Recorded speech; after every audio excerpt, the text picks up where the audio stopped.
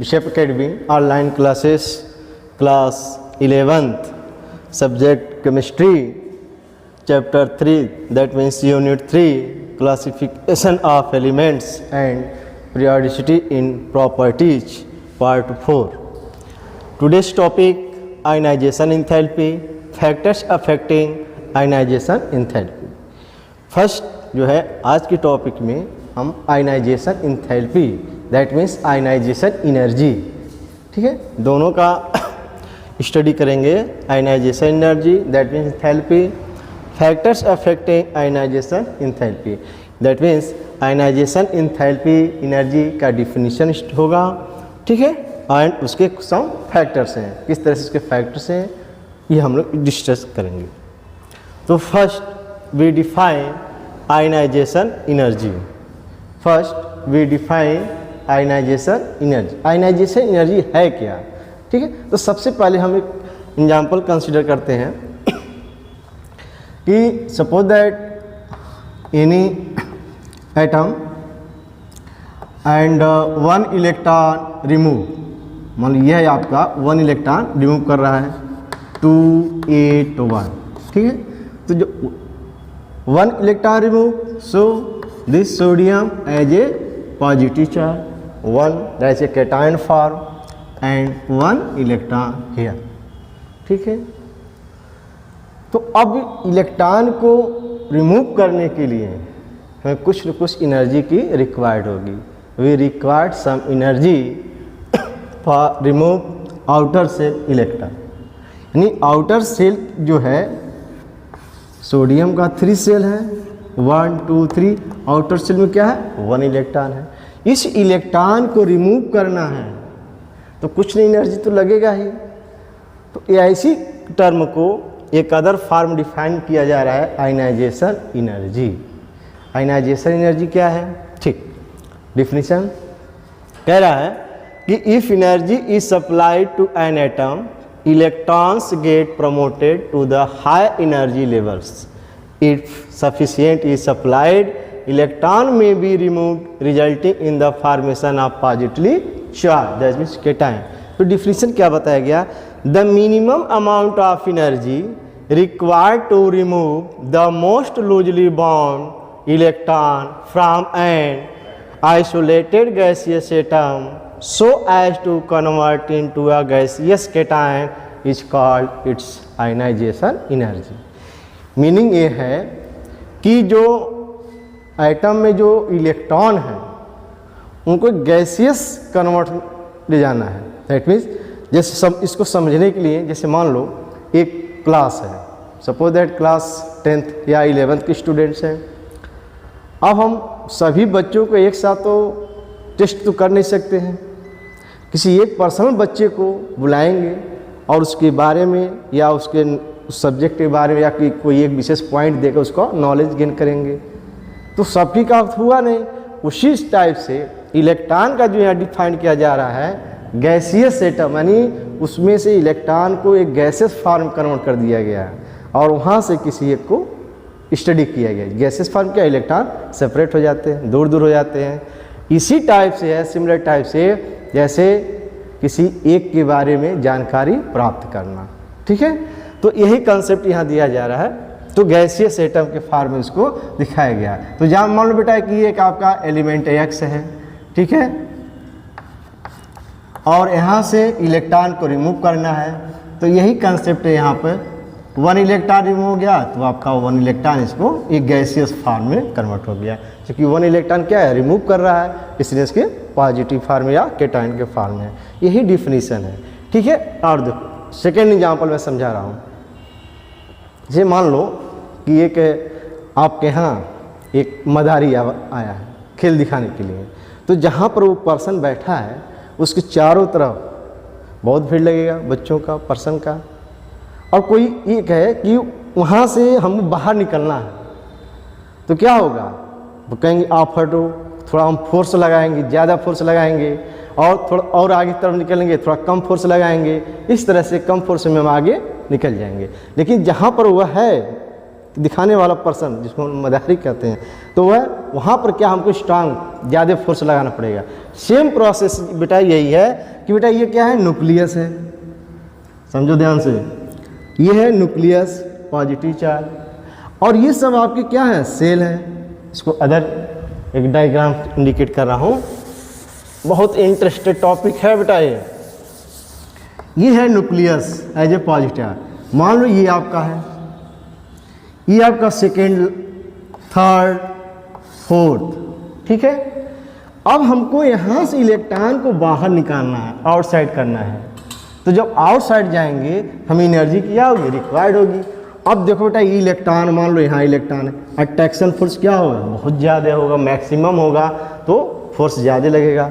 मान लो बेटा यहाँ आ गया तो अट्रैक्शन फोर्स क्या होगा, थोड़ा सा कम हो जाएगा। और मान लो थर्ड सेल पर आ गया, अट्रैक्शन फोर्स क्या और भी कम हो जाएगा। और भी आ जाओ बेटा तो और क्या देखिए, और भी कम, थोड़ा फोर्स दिया आगे निकल गया। यानी ये कंसेप्ट जानने के लिए ये है मदारिक दिखाने वाला पर्सन, और ये है सभी लोगों का भीड़ लगा हुआ है। यहाँ से एक पर्सन ये चीज़ निकल रहा है, आउटसाइड निकलना चाह रहा है, यहाँ इसको क्रॉस करने के लिए अधिक फोर्स की जरूरत पड़ी। तो यही कंसेप्ट दिखाया गया आयनाइजेशन एंथैल्पी में, ऐसे में।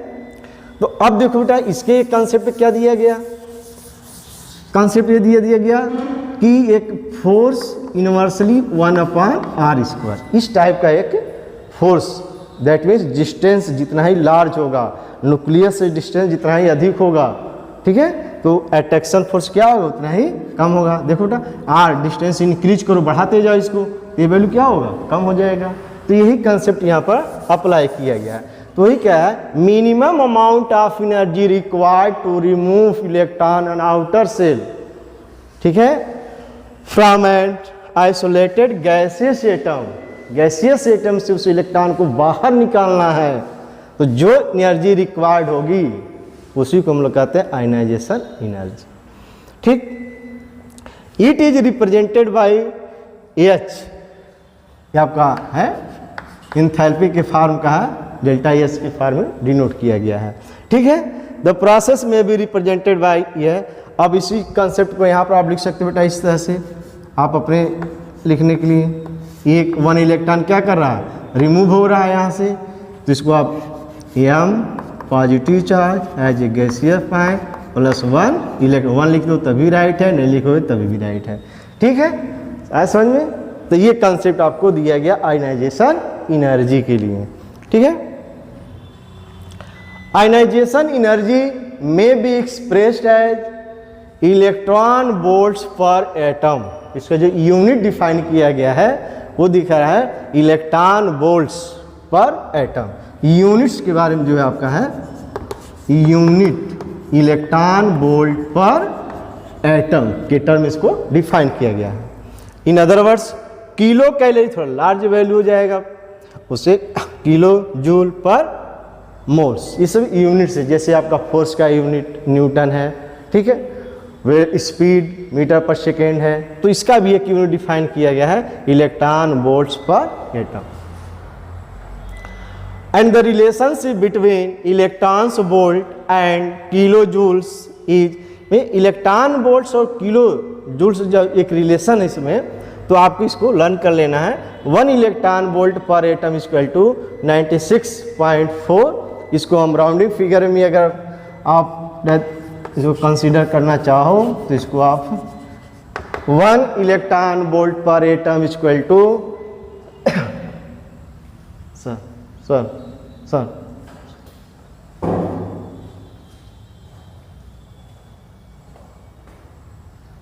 इलेक्ट्रॉन वोल्ट्स पर atom is equal to 96.49 kilo joule पर मोल। इसको हम नियर अबाउट जो है हम ये भी लिख सकते हैं, लर्न करने के लिए याद रखना है 5 नियर अबाउट, इसको हम कर सकते हैं। और भी एक इसको राउंडिंग फिगर में कहीं ऑप्शनल आप कहीं क्वेश्चन का आंसर है, मान लीजिए है तो राइट है, इसको अगर 97 अगर कहीं आपको दिया हुआ है तो उस पर भी आप आंसर इसको कंसीडर किया जा सकता है, लेकिन ऑप्शनल जब रहेगा तब, अदरवाइज नहीं। तो ये आपकी वैल्यू है। तो ये इलेक्ट्रॉन का और जो जूल पर मोल्स है उनका एक रिलेशन है, इसको याद रखने की ज़रूरत है आपको। अब जो है कंटिन्यूटी में हमें चलते हैं। सक्सेसिव आयनाइजेशन एंथैल्पी, इसको समझना है क्या है चीज़ें। तो इसमें आपको ये बताना है कि फर्स्ट एग्जांपल्स जो है, suppose that magnesium 282, magnesium electronic configuration 282, ठीक है। तो first 1 electron remove, first step क्या है, 1 इलेक्ट्रॉन रिमूव होगा तो क्या होगा, मैग्नीशियम +1 चार्ज होगा, क्योंकि इसका 1 इलेक्ट्रॉन रिमूव हुआ है। 281 हो गया बेटा। अभी भी क्या है, इलेक्ट्रॉन को रिमूव करेगा क्योंकि अभी स्टेबल नहीं हुआ है। तो अब जो है आपका अगेन 1 इलेक्ट्रॉन रिमूव होगा।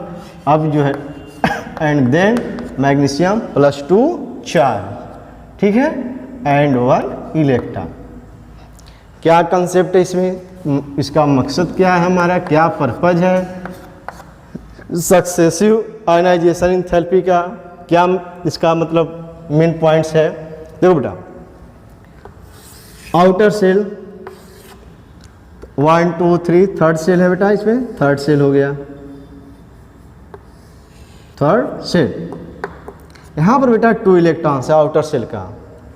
आयनाइजेशन एंथैल्पी क्या कहती है, what the definition of ionization, outer cell से 1 इलेक्ट्रॉन को रिमूव करना, 1 इलेक्ट्रॉन को रिमूव करना है तो जितनी एनर्जी की रिक्वायर्ड होगी, यानी energy required for remove the electron in outer most cell is called ionization energy.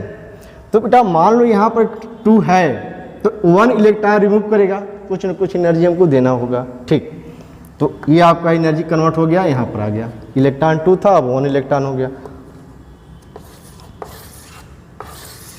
1 electron. तो ये ध्यान रखो बेटा, यहाँ पर हमारे पास 2 इलेक्ट्रॉन था, यहाँ न्यूक्लियस से है, ध्यान रखने की है। तो 2 इलेक्ट्रॉन से था तो हमें कुछ एनर्जी रिक्वायर्ड होगी, ठीक।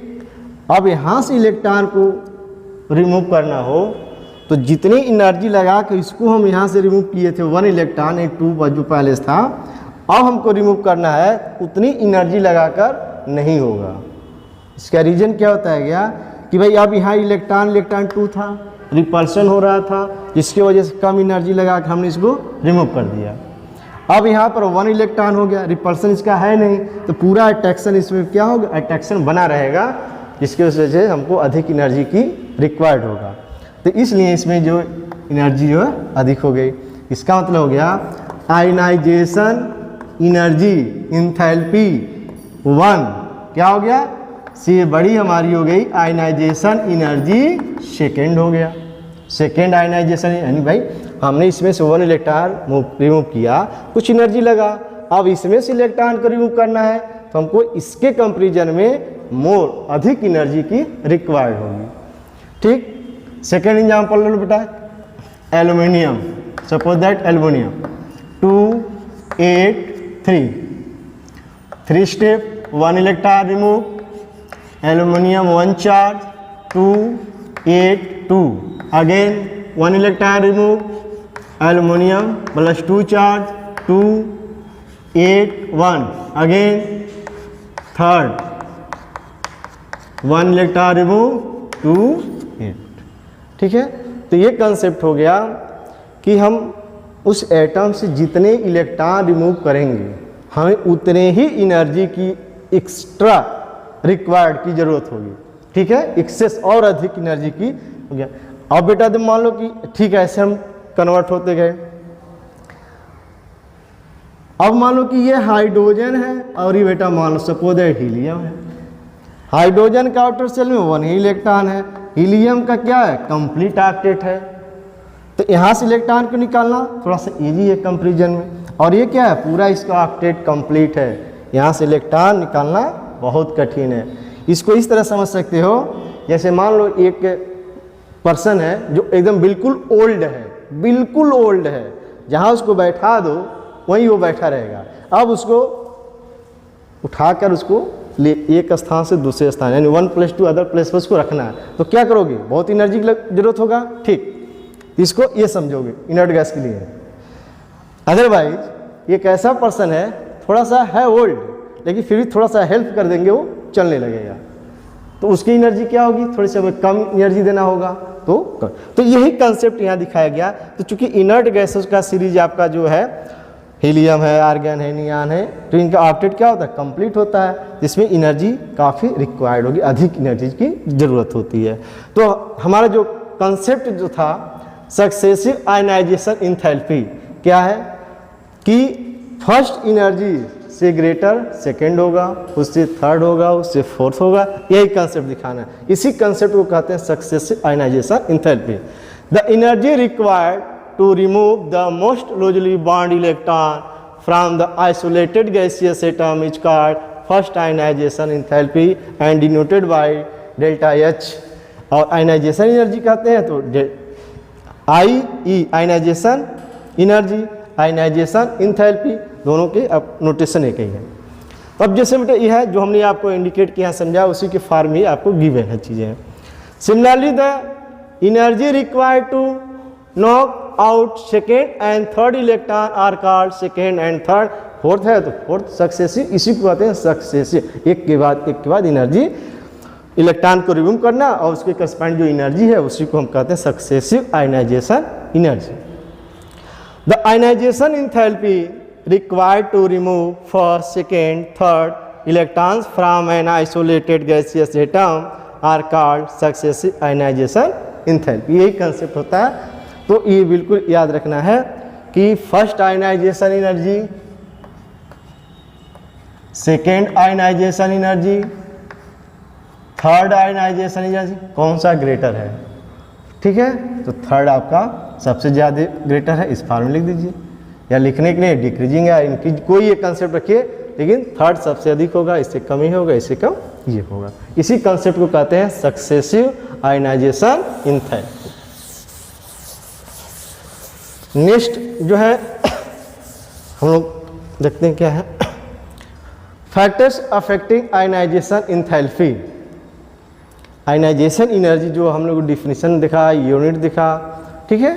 अब जो है उसके कौन से फैक्टर हैं जिसको अफेक्ट करते हैं, प्रभावित करते हैं, और क्या है ये जानकारी है। तो फर्स्ट जो है nuclear charge, atomic size, penetration effect of the electrons, screening effect of inner electron, effect of exactly half filled or completely full filled orbitals। तो फर्स्ट आयनाइजेशन एनर्जी के जो उसके फैक्टर्स हैं, फर्स्ट पॉइंट है nuclear charge. Nuclear charge क्या है, the ionization enthalpy increase with increase in nuclear charge. This is due to the fact that with increase in nuclear charge the electron of the outer shell are more firmly held by the nucleus and thus greater energy is required to pull out of an electron from the atom। ionization energy enthalpy increase as we move long period from left to right due to increased nuclear charge as is evident। Meaning क्या है इसका, nuclear charge that means atomic number, that means number of proton. Nuclear charge that means number of proton. जैसे हम move करते हैं in period, तो atomic number क्या होता है, रेस्पेक्टिवली इंक्रीजेज, यानी क्रमशः 1 by 1, 1 2 3 4 5 6 7, ठीक है। जैसे एक हमने यहाँ पे इंडिकेट किया है lithium, beryllium, boron, carbon, nitrogen, oxygen, fluorine and neon, ये हमारे सेकेंड पीरियड के एलिमेंट्स हैं, ठीक। इनका एटॉमिक नंबर क्या है, 3। एटॉमिक नंबर अगर याद नहीं है तो उसको बिल्कुल याद कर लो, अदरवाइज एक भी समझ में नहीं आएगा, ठीक है। एटॉमिक नंबर एटलीस्ट मतलब मिनिमम 30 तक आपको बिल्कुल लर्न कर लेना है, आगे और भी याद कर लो तो बेस्ट है। Lithium, beryllium 4, boron 5, carbon 6, nitrogen 7, oxygen 8, fluorine 9, neon 10। ये है क्या बेटा, एटॉमिक नंबर है। एटॉमिक नंबर जो है वही हमारा प्रोटॉन होता है, और प्रोटॉन ऑलरेडी पॉजिटिव चार्ज के रूप में है। तो अब यहाँ एक कॉन्सेप्ट दिया गया है आपको बताने जानने के लिए, न्यूक्लियर चार्ज यानी number of proton. Atomic number जितना अधिक है उसका न्यूक्लियर चार्ज उतना ही अधिक है बेटा, ठीक है। तो अब ये क्वेश्चन है, सेल तो हमारे वही है पीरियड में, सेकेंड पीरियड का एलिमेंट है, तो बेटा ये आपका lithium, lithium 3 that means 2 1 outer cell में 1 इलेक्ट्रॉन है। बेरिलियम 4 2, 2 आउटर सेल में 2 इलेक्ट्रॉन हो गया। बोरान 2, 3 5 इलेक्ट्रॉन हो गया। करेस्पॉन्डिंग जो एलिमेंट्स हैं उनके आउटर सेल में जो इलेक्ट्रॉन है क्या इंक्रीज हो रहा है। ध्यान से समझो बेटा, समझ गए तो सॉल्व हो गया। नंबर ऑफ इलेक्ट्रॉन सेल में क्या हो रहा है, इंक्रीज हो रहा है, और साथ साथ उसका एटॉमिक नंबर भी इंक्रीज हो रहा है, ठीक है। तो न्यूक्लियस और इलेक्ट्रॉन में जो अट्रैक्शन फोर्स है वो क्या होता है, ग्रेटर होने लगता है। That means effective nuclear charge क्या होता है, इंक्रीज होने लगता है। यह जैसे जैसे एटॉमिक नंबर बढ़ेगा that mean number of proton increase होगा, न्यूक्लियस उतना ही पॉजिटिव चार्ज बनेगा और इलेक्ट्रॉन को क्या करेगा, अपनी तरफ अट्रैक्ट करेगा, उतना ही अट्रैक्ट करेगा। तो जो साइज है बेटा, ये साइज बढ़ने के सिवाय क्या कहता हो, डिक्रीज होने लगता है। ऐसा में ये अट्रैक्शन फोर्स लगा हुआ, ये पॉजिटिव मान लो, यहाँ 3 प्रोटॉन है और उसके बाद कहीं 5 प्रोटॉन हो गया। इलेक्ट्रॉन तो आउटर सेल में हमारे उसी के फॉर्म में है। तो जैसे जैसे एटॉमिक नंबर इंक्रीज होगा तो इसका जो प्रोटॉन है उसी के अदर वर्ड में कहते हैं उसको न्यूक्लियर चार्ज इंक्रीज हो रहा है। तो इलेक्ट्रॉन से न्यूक्लियस पर अपनी तरफ अट्रैक्शन फोर्स बहुत स्ट्रांग किया, अपने खींच ले रहा है, उसकी साइज को बढ़ना नहीं देना बल्कि डिक्रीज कर दे रहा है। इसी कंसेप्ट को कहा गया इफेक्टिव न्यूक्लियर चार्ज। तो आपको बिल्कुल एक कंसेप्ट याद रख लो, इन न्यूक्लियर चार्ज जैसे जैसे इंक्रीज होगा इसका जो रेडियस है वो आपका आयनाइजेशन एनर्जी जो आपका डिक्रीज हो जाएगा, ठीक है। तो न्यूक्लियर चार्ज हो गया। अब देखो बेटा, जब अट्रैक्शन फोर्स ज्यादा होगा तो फोर्स क्या होगा, ज्यादा लगेगा। तो ज्यादा फोर्स होगा तो आयनाइजेशन एनर्जी क्या होगी, ज्यादा होगी, ठीक है। तो आयनाइजेशन एनर्जी हमारा इंक्रीज हो गया, बहुत ज़्यादा, बहुत एनर्जी लगाना पड़ेगा। तो यही कंसेप्ट दिया गया कि न्यूक्लियर चार्ज इंक्रीज हो गया इस केस में, तो उसका जो साइज था, रेडियस जो था वो कम हो गया और आयनाइजेशन एनर्जी हमारा ग्रेटर हो गया, इंक्रीज कर गया। यही कंसेप्ट दिया। तो इस चीज़ की आपको इस फॉर्मेट को रख लेंगे। कुछ टर्म्स हैं इसमें जो हम आगे डिस्कस करेंगे जब हम पढ़ेंगे इन पीरियड एंड ग्रुप्स, वहाँ पर डिस्कस होगा। तो न्यूक्लियर चार्ज कैसे इसको इफेक्ट कर रहा है आयनाइजेशन एनर्जी के लिए। सेकेंड है एटॉमिक साइज और रेडियस। सेकेंड पॉइंट है एटॉमिक साइज। किसी एटम का साइज डिसाइड करता है उसका रेडियस। रेडियस क्या है, दैट मीन्स साइज का मतलब है। Ionization enthalpy decreases as atomic size increase as the distance of the outer electrons from the nucleus increase with increase in atomic radius. Attractive force on the outer electron decrease. As a result, outer electrons are held less firmly and hence larger amount of energy required to knock them out. So, ionization enthalpy decrease with increased atomic size.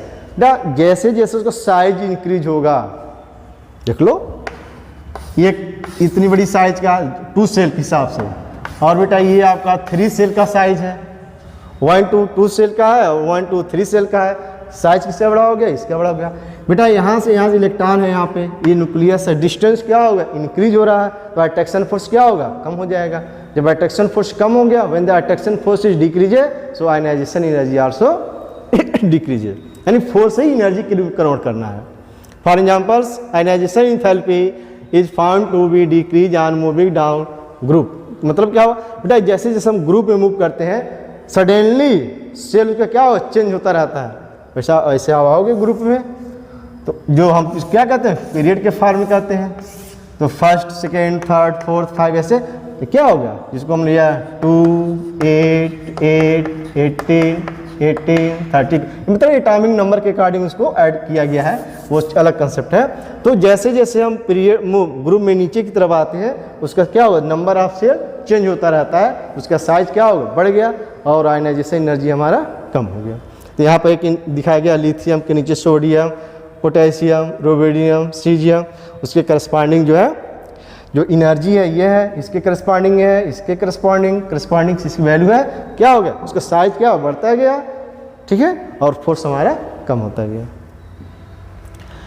Penetration effect of the electrons, penetration effect of electron में क्या बताना है आपको, आपको ये बताना है कि जो हमारे सब सेल हैं एस पी डी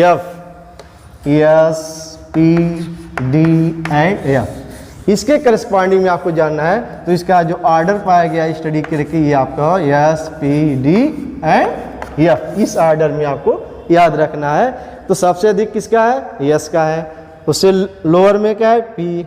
इस पर क्या कंसेप्ट इसको दिया गया बेटा, देखो न्यूक्लियस के समीप जब इलेक्ट्रॉनिक कन्फिगरेशन लिखते हैं हम लोग, पहले 1s आता है, उसके बाद P का टर्म आता है, उसके बाद D का टर्म आता है, एंड देन AF का टर्म आता है। इसी कंसेप्ट पर इसको सेट किया गया है कि न्यूक्लियस के समीप S होता है, मतलब क्या है, नियरेस्ट डिस्टेंस हो गया, सबसे कम समीप है, उसके बाद P, उसके बाद D, उसके बाद AF। तो जैसे जैसे डिस्टेंस इंक्रीज होगा, आयनाइजेशन एनर्जी क्या होगी, डिक्रीज होगी, कम फोर्स लगाना पड़ेगा, इलेक्ट्रॉन को रिमूव कर सकते हैं। यही कंसेप्ट इसमें दिया गया है, यानी किसी चीज़ को भेदने की capacity. Ionization enthalpy increase as the penetration effect of the electron increase.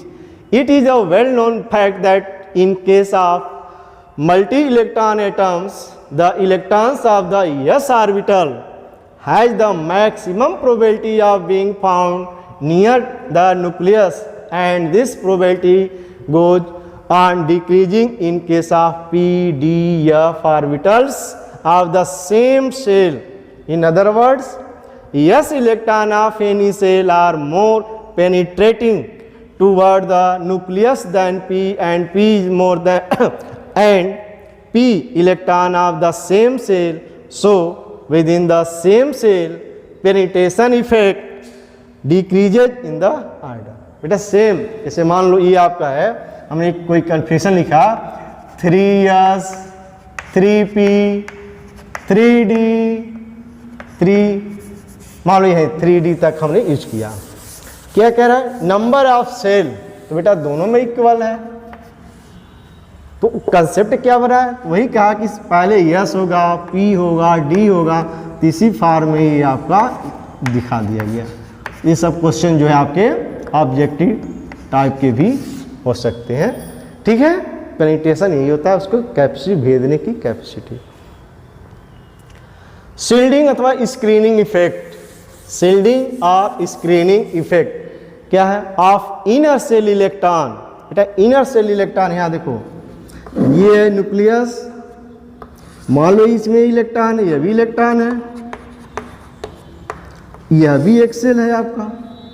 तो इनर सेल मतलब आउटर सेल के पहले का जो पार्ट है, जो इनर है, इसमें का इलेक्ट्रॉन जब एक्सपेंड करने लगता है रिपल्सन की वजह से, तो ये जो आपका क्या एक शील्डिंग का काम करता है, एक आवरण काम करता है, खोल करता है। जैसे मान लो ये हमारा एक रूम है, ये ऊपरी लेयर फर्श है जो आपका है, अब हमने इस सब कहा कोई ऐसा ऊपर एक और लेयर लगा दिया जाए और यहाँ से किसी तरह से इसको एक्सपेंड किया जाए, बढ़ाया जाए ऊपर की तरफ, तो ऊपर वाला पोर्शन जो लेयर है वो क्या करेगा, इसको बढ़ने देगा, कभी नहीं बढ़ने देगा, थोड़ा सा बढ़ने देगा लेकिन उसको दबा देगा।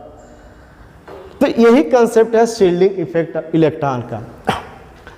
As the shielding effect of the inner electrons increase, ionisation enthalpy decrease, ठीक है।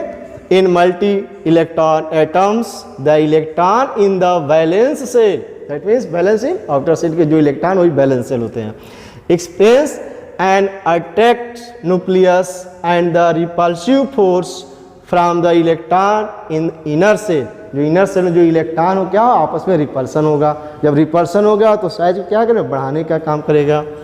The overall effect of The process is that attractive force exerted by the nucleus on the valence shell electron is by the repulsive force exerted by the electron present in the inner shell. इसको हम other words में कह सकते हैं कि electrons do not feel the full charge of the nucleus. Nucleus की वजह से जो है वो जो इलेक्ट्रॉन है वो अपने ऊपर जो पूरा फील नहीं करता, अनुभव नहीं करता इस चीज़ का.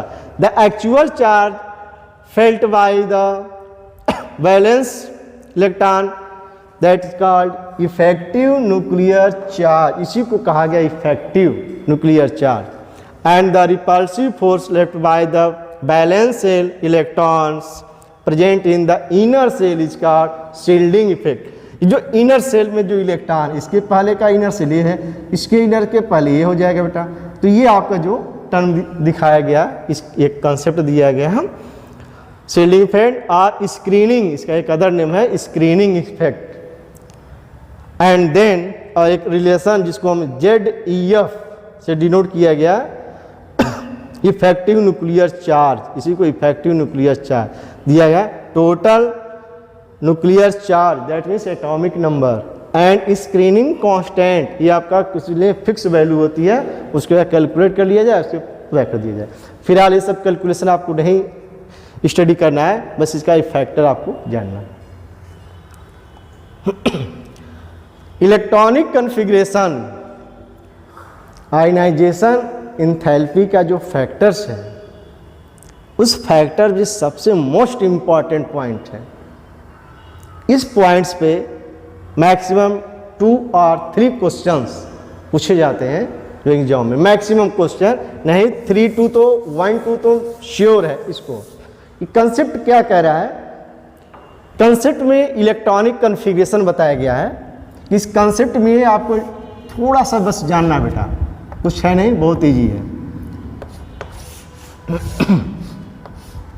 हमने 2 फिगर ड्रा किया है, इलेक्ट्रॉन को इंडिकेट किया बेटा 1 2 3 एंड हियर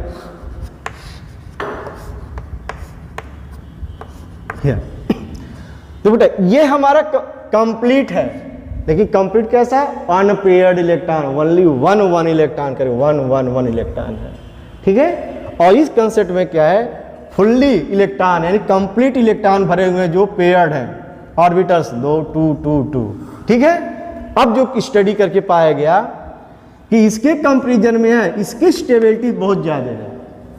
ठीक, इसकी स्टेबिलिटी ग्रेटर. यहाँ मतलब ये होगा कि इसमें से इलेक्ट्रॉन को निकालना हो तो हमें काफ़ी एनर्जी की रिक्वायर्ड होगी इसके कंपैरिजन में. ठीक है. तो अब कहीं ऐसा केस है कि यह इस टाइप का मिल रहा हो और कंपैरिजन करना है, तो अगर इस टाइप का है तो आप बता दोगे इसकी स्टेबिलिटी ग्रेटर है और इसकी स्टेबिलिटी कम है. ठीक है. सेकेंड कंडीशन ये है,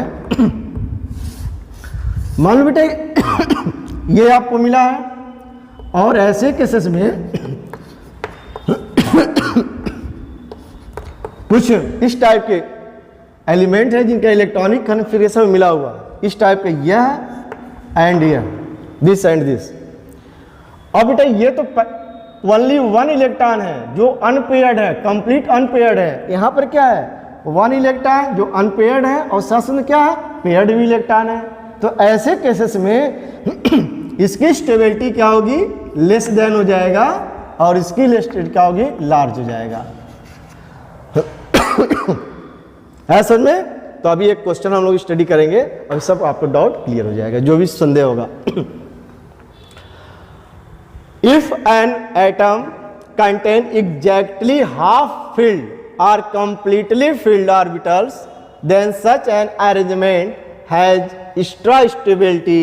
Therefore, the removal of an electron from such an atom require more energy than expected. For examples की मीनिंग है, तो अभी हम लोग एक एग्जाम्पल्स कंसिडर कर रहे हैं, बहुत बढ़िया है. The boron and beryllium 4 5 1s2 2s2 2p1 बेटा 5 5 2 2 4 1. ठीक. 1s2 2s2 2p 2p 1s2 2s2 that, ठीक है। तो 4 इलेक्ट्रॉन इसका 2 और 2 4 हो गया, और 5 इलेक्ट्रॉन 2 2 4 एंड 5। देखो बेटा इसका थोड़ा हम बॉक्स बना दें इस टाइप से ऑर्बिटल। तो बेटा p के पार्ट का हमारे पास 1 इलेक्ट्रॉन है, और इसके बॉक्स के जो हमारे है 2 इलेक्ट्रॉन है, जो हमारे कंप्लीट पेयर्ड है। अब बताओ बेटा इसका जो भी इलेक्ट्रॉन पेयर्ड है, इसमें क्या इलेक्ट्रॉन क्या है अनपेयर्ड है, वो भी 1 है, ये भी कंप्लीट नहीं है। तो ऐसे केसेस में इसकी एनर्जी क्या होगी, ज़्यादा होगी, ग्रेटर होगी कंपेरिजन टू दिस, ठीक है। तो अभी हम लोग जब पढ़े स्टडी करेंगे variation in period and group, वहाँ पर एक क्वेश्चन मिलेगा, फिर हम डिस्कस करेंगे यहाँ। तो एक कॉन्सेप्ट इसको बताएं, इसका मीनिंग क्या है, कॉन्सेप्ट क्या है। तो ये रहा आयनाइजेशन एनर्जी का डिफिनीशन, उसके कौन कौन से फैक्टर थे। अब इसके बाद हम लोग स्टडी करेंगे नेक्स्ट पॉइंट।